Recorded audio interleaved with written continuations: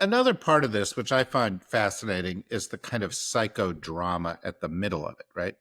Because these characters aren't like normal, they're not business guys in suits and or business women in suits, although you get the occasional, Elizabeth Theranos. You do you, that the you have people like Elon Musk and Thiel and who are like they're kind of now as we look at them, they're kind of psychos, right?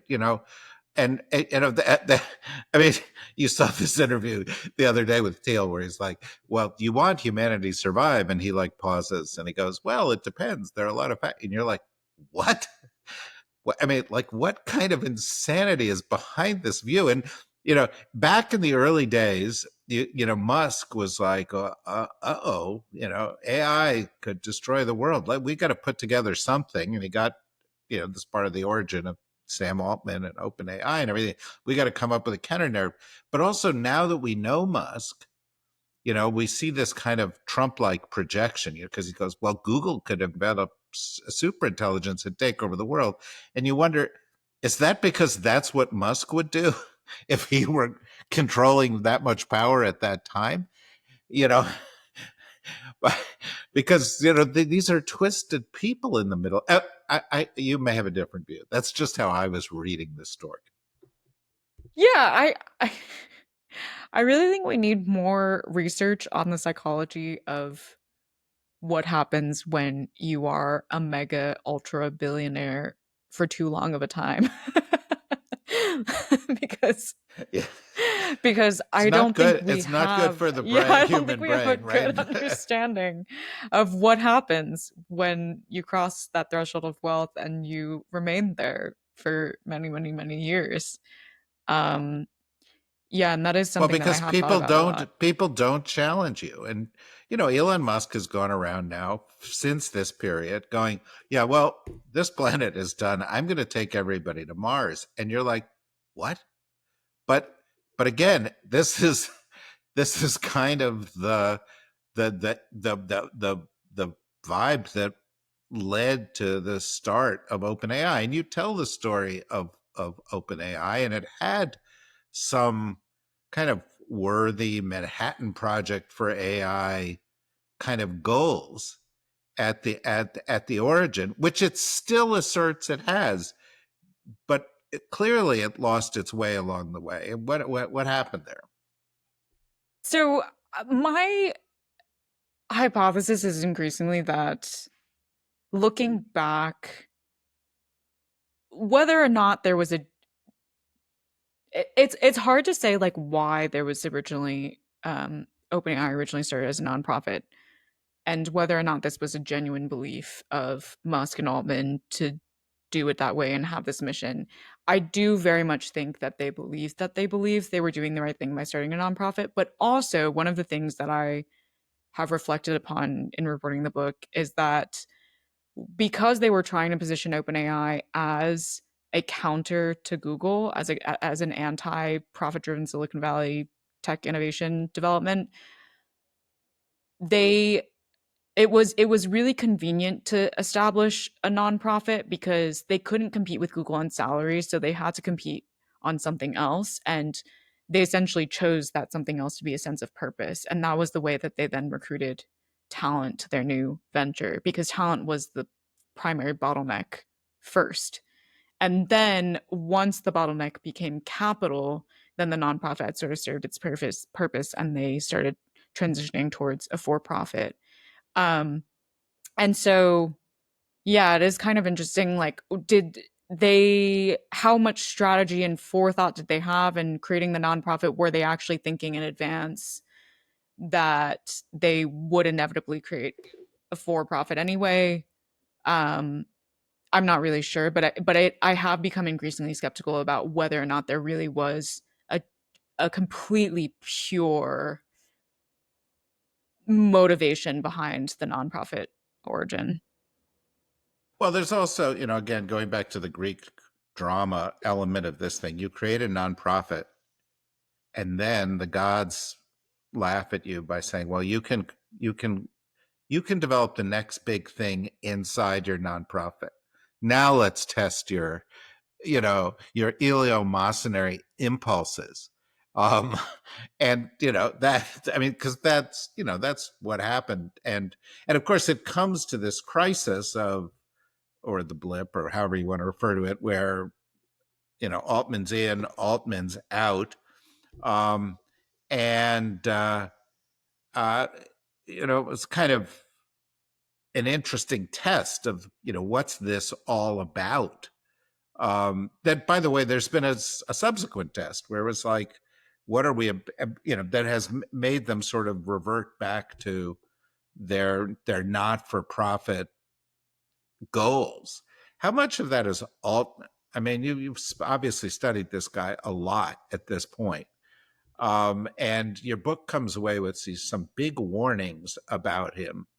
Um, and there's this old saying: an institution is just the extended shadow of a single individual. Um, Mm. how much of that is him in this case? I do think that there are very critical parallels between the critiques that people often give of Altman and the way that OpenAI is operated. So people most often criticize him for being someone that just says different things to different people based on what they want to hear and sort of changes and shifts tactics based on what he needs to achieve in the next stage. So they accuse him of a lack of inconsistency over people and time. And it is kind of interesting that OpenAI has just continued to shift and interpret and reinterpret itself and frame and reframe its mission based on the specific stage, the specific step it needs to go next. And Altman also is very skilled at, despite these inconsistencies that people end up pointing out after spending long time amounts of time with him, is that he is generally also very good at kind of smoothing the inconsistencies over and making it seem quite reasonable that there are inconsistencies, or even making it seem that there weren't actually inconsistencies. And he's done that very effectively with OpenAI as well. So I do think that there is kind of this echo of him and the way that he strategizes and his style, his tactical style in how OpenAI has continued to adjust and shift over its history. Somebody, eh, you've just finished your book, so I don't want to suggest the second book that you should do because you need a break. But but I'd really love to see a good lengthy comparison of the techniques and approaches of huckster evangelists and tech bros.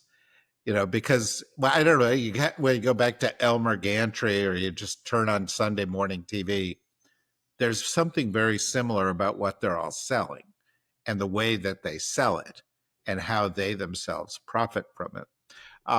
But sort of moving beyond that, one of the key components of your book, which I found very compelling, by the way, is this Thank you. idea of a modern colonial world order.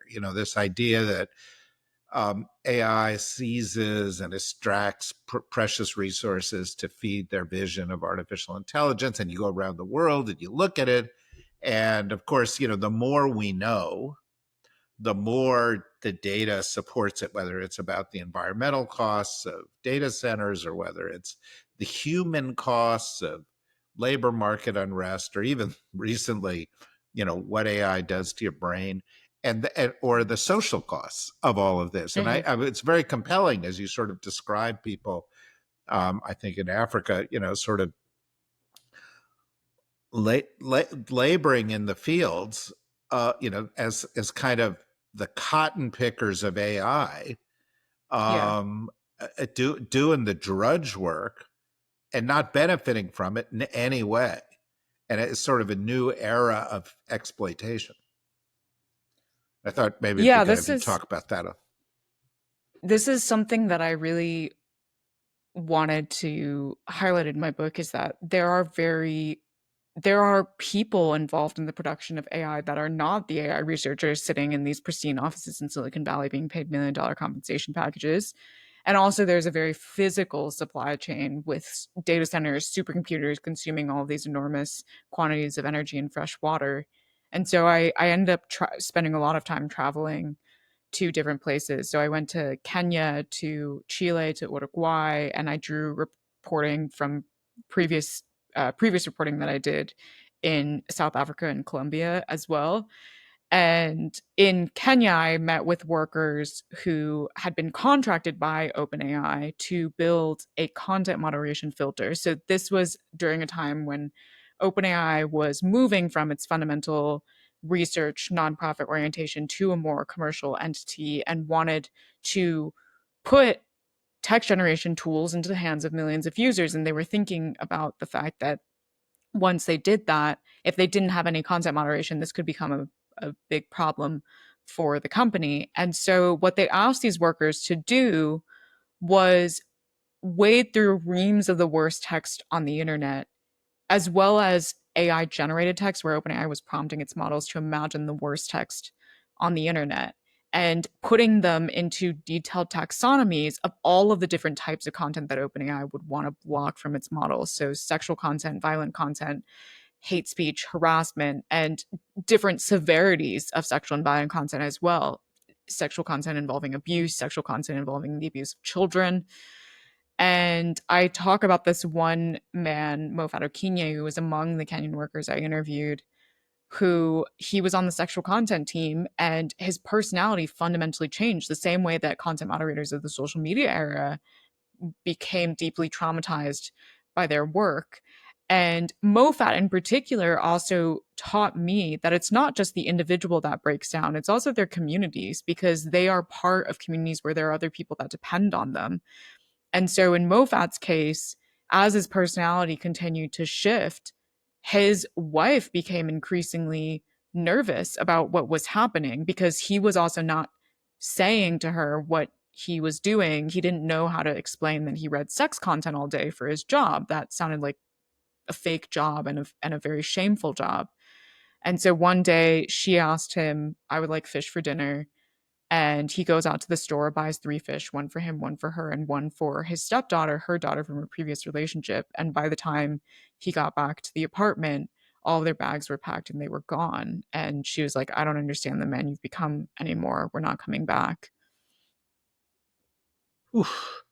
Well, it gets to another of the big issues here in the book, um, and in our lives today, right? And I think that one of the questions that your book frames is that we may not be asking the right question. The question everybody Mm-hmm. talks about is, how do we govern artificial intelligence? Mm-hmm. Is this going to sort of take off on its own? Um, the obvious extension of that question that not um,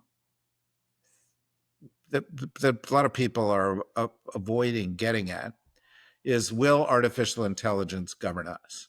And will these systems play a big role in governing us? But I don't think either of those are the question that I'm concerned about. Hmm. Following human history, the real question in my mind is, how do we govern the people who govern artificial intelligence? In other words, how do we govern the people who gain all this power, all this disproportionate power, utilizing this technology?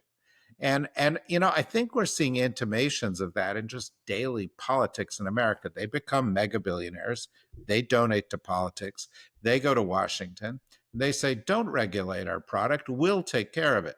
And along comes, a boob off with Donald Trump, and he goes, "Okay, that's fine." And right now, as we're talking, there's a bill in Congress. We're not going to regulate AI for the next 10 years, and it's going to leave these guys in control of it. And the one thing that we know about in human history is human nature is that it's not to sort of, hand things over to the technology. It's to use it to increase their wealth and increase their power, as exponentially as allowed, right?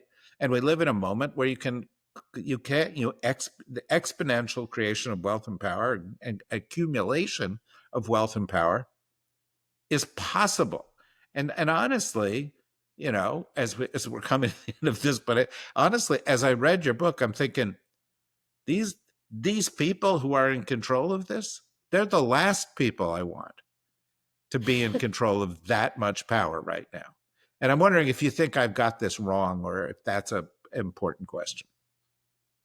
No, I absolutely think that's right, that we need to be thinking about how we govern. And it's not just these people, right? I think in general, there should never be anyone who has so much power because we can't expect any individual to be perfect. We can't expect any individual to be able to have visibility into the entire world and everything that's happening and all the different nuances and cultural differences and linguistic differences and historical differences that would then lead them to experience AI or whatever technology in different ways. It's just not a structurally sound approach. And so I've always been it like yes, we should critique the people that are currently wielding and consolidating extraordinary power, but also we shouldn't think that it would solve the problem by just swapping out the person. Like ultimately this is a systemic issue that we need to unravel the system. And that comes with exactly what you said, figuring out how to govern these companies and these people such that there are checks and balances in place. And I don't actually think that it should just be the role of government to do that. I think it is the role of anyone to do that. And that we are already seeing artists and writers suing these companies saying, no, you can't take our intellectual property. And that is a form of governance from the bottom up. And we are seeing hundreds of communities around the world pushing back on data center development in their communities when they do not find it mutually beneficial and they do not want their energy and their water and their utility bills to go up because of these data centers. And that is another form of governance from the bottom up. And we are seeing, schools and businesses and hospitals and whatever organization all starting to have conversations around what is our AI policy? Under what conditions should we use AI? Under what conditions should we ban it? And that is also another form of governance